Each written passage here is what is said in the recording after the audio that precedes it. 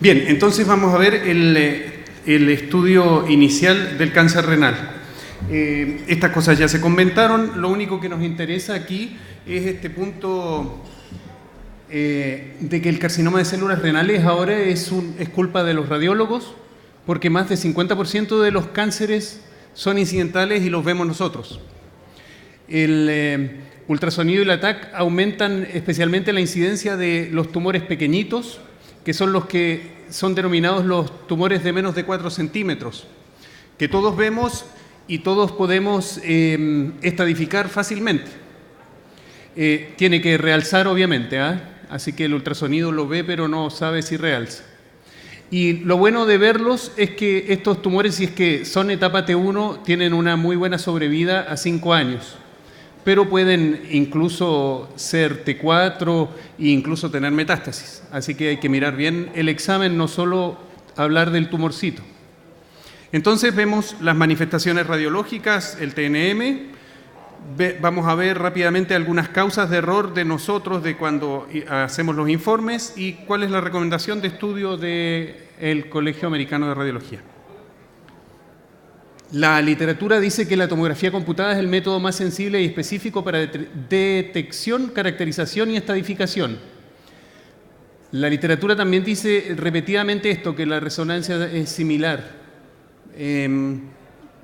Yo creo que debe ser menos, porque la tomografía computada tiene mayor resolución espacial, ve detallitos más pequeños. Pero bueno, la resonancia puede ser igual, el ultrasonido por ahora no funciona y PET-CT en riñones, en cáncer renal no se usa.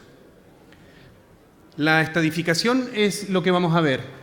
T0 sin tumor, T1 tumor de menos de 7 centímetros y T2 tumor de más de 7 centímetros que estén limitados al riñón. Es difícil de entender eso, ¿cierto? Un tumor de 7 centímetros limitado al riñón es como prácticamente imposible, pero ahí vamos a ver a qué se refiere. T3, que el tumor infiltra tejidos que rodean al riñón, y T4, que sale de la fascia perirrenal de Gerota.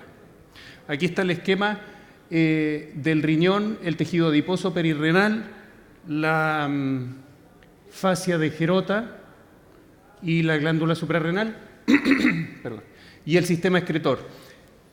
T1 es un tumor confinado al riñón, como dice la literatura, pero de menos de 7 centímetros, puede ser T1A o T1B según el tamaño. Esta imagen de que el tumor está solo dentro del riñón no es real, es un dibujo. Aquí vemos entonces un T1A, menor de 4 centímetros, esto lo vemos todos los días, ¿cierto? Un tumor hipervascular, confinado al riñón, que no se extiende al tejido perirrenal ni hacia el seno renal, ¿cierto? Se queda ahí. Puede desplazar el tejido adiposo perirrenal, eso pasa en todos los tumores renales, eso no es infiltrar el tejido adiposo perirrenal, es solo desplazarlo. Incluso lo vemos a 1 milímetro del vaso, uno podría decir este tumor está a punto de comerse al vaso, pero no es verdad, está empujando al tejido adiposo que es muy elástico y que permite ser empujado, así que esto es T1. Uno de los problemas de los radiólogos es ese, que nosotros vemos este tumor en el páncreas o en cualquier otra parte y sabemos que ese tumor está infiltrando el tejido adiposo circundante. En el cáncer renal el tumor no hace eso, no infiltra el tejido adiposo circundante. Así que no tengan miedo y tienen que decir, no pasa nada aquí, esto está confinado al riñón. Este es un T1B, es menor de 7 centímetros, pero es gigante ya y obviamente se sale del riñón, si no puede ser que 7 centímetros se quede dentro del riñón. Y se sale para todos lados, ¿cierto? En este caso, para adelante, se sale hacia el seno renal, pero sigue siendo un T1. ¿Cómo hacemos nosotros para decirle al cirujano que es T1? Es más difícil en este caso, ¿cierto? Hay que tratar de mirarlo en todos los planos, tratar de encontrar la fascia de Gerota, la fascia perirrenal, ¿cierto? Identificarla ahí, decir no se la está comiendo. El colon aquí está desplazado, pero la pared del colon no está engrosada, así que es muy poco probable que esté infiltrándolo. El tejido adiposo se ve regular, se ve limpiecito. El sistema excretor aquí está desplazado, pero no parece infiltrarlo. El tejido adiposo del seno renal está regular, no parece infiltrarlo. En este caso, es difícil. Y si uno le dice T1B, puede terminar siendo tranquilamente T3 y estar comiéndose los cálices. No es tan fácil, pero ese es el problema que tenemos los radiólogos. Los tumores son muy grandes y pueden ser etapas iniciales. Aquí de nuevo, en el T2, tumores de más de 10 centímetros es imposible que estén dentro del riñón. No están confinados al riñón.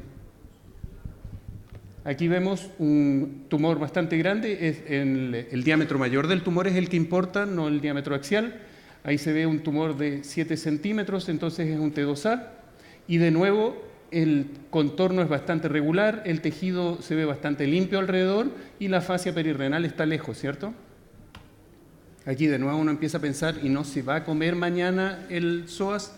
En general eso no pasa. El tejido adiposo perirrenal puede empezar a ponerse hipervascular y empezar a aumentar su densidad y tener fibrosis y se va poniendo más difícil definir si el tumor está o no infiltrándolo. Aquí un T2B, un tumor de más de 10 centímetros que, en su diámetro mayor, que está rodeado igual de tejido adiposo perirrenal y parece tener un contorno regular que no infiltra. Aquí, de nuevo, los radiólogos nos equivocamos. Puede que este sí esté infiltrando el tejido adiposo perirrenal. ¿Qué se le va a hacer? Parece no, pero ¿cómo saberlo? Lo mismo aquí. Parece solo desplazar el seno renal y no comerse a los cálices, pero no podemos estar seguros. El T3 es el que sí no solo se extiende al tejido adiposo perirrenal, sino que empieza a infiltrarlo. También puede infiltrar el seno renal, los cálices o la vena renal y también irse a la vena cava. En este caso, un tumor bastante grande del polo inferior del riñón que se ve cómo se va extendiendo en forma triangular hacia cefálico y va entrando en la vena renal. Eso es difícil de ver, porque la densidad hipervascular de los riñones, ¿cierto?, de los cánceres hace que uno no vea claramente si hay o no un trombo tumoral, pero si uno lo mira en múltiples fases y si lo mira en múltiples reconstrucciones puede identificarlo. En axial es mucho más difícil ver ese trombo tumoral avanzando por la vena renal. Aquí se ve, es el mismo paciente, es la avidez del cáncer de células renales por invadir las venas. Acá hay una vena perirrenal también invadida por el tumor. El T3A también puede ser invasión de la grasa perirrenal. ¿Cuándo yo sé que la grasa perirrenal está invadida? Cuando el tumor es liso y no hay alteraciones perirrenales, no. Cuando el tumor es irregular, cuando tiene contorno irregular, cuando perdió su aspecto de estar dentro de una cápsula. Aquí en una reconstrucción coronal, claramente esto es infiltración del tejido adiposo perirrenal y la fascia de Gerota pasa por ahí al lado, así que todavía no ha llegado a la fascia de Gerota. Esto es mucho más difícil de ver, de definir si es que hay o no compromiso del sistema pielocalicilar. En este caso se ve un gran tumor renal rodeado de tejido adiposo perirrenal, a lo mejor acá lo está invadiendo el tejido adiposo perirrenal y también se está extendiendo hacia el seno renal, pero qué le está haciendo es difícil definirlo. Aquí en fase portovenosa y aquí en una fase tardía logramos ver que hay un cáliz ahí, que la mitad de ese cáliz está siendo comido por el cáncer, entonces sí está invadiendo el sistema excretor, no solo está desplazándolo, sino que se lo comió, ¿cierto? No hay parénquima renal ahí, ni tejido adiposo del seno renal. ¿Cuáles son las dificultades? Entonces, hasta aquí, la principal dificultad es identificar el compromiso verdadero de la grasa perinéfrica, y eso nos pasa a todos, y en todos los TAC de cáncer renal. Peor aún es identificar el compromiso del seno renal, saber si tiene o no invasión del seno renal y del sistema excretor. También es muy difícil diferenciar infiltración neoplásica del edema y la ingurgitación venosa que hay alrededor de los cánceres. Hay que mirarlo en múltiples reconstrucciones y hay que seguirlo. Si parece una venita porque es larguito y un tubito, no es una vena y no es infiltración del tejido perirrenal. Y distinguir la extensión a las venas renales es súper difícil cuando es solo una rama segmentaria. Y es súper frecuente, un tercio de los casos tiene compromiso de venas renales, así que tenemos que afinar el ojo.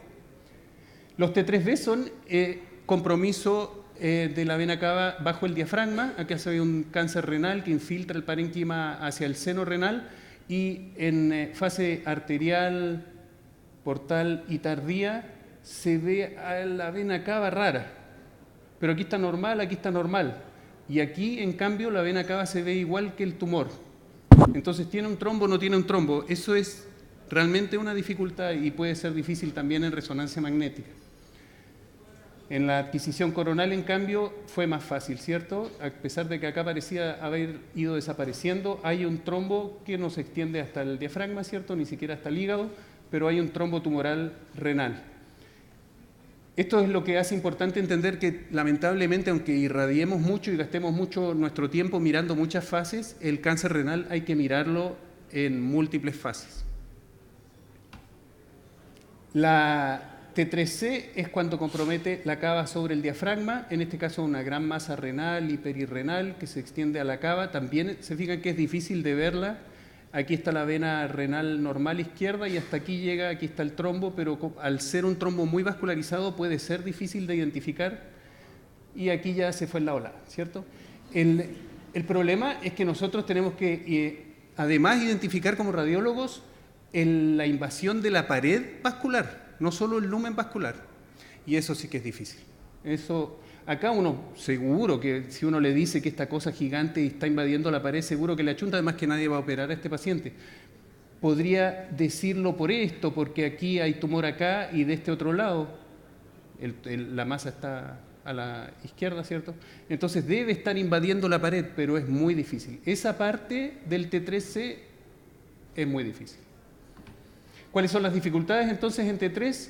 Diferenciar el trombo verdadero de un trombo tumoral. Los trombos tumorales son más blancos y más difíciles de ver. Los trombos verdaderos, en cambio, son más negritos, ¿cierto? Seguramente hay un trombo verdadero pegado al trombo tumoral.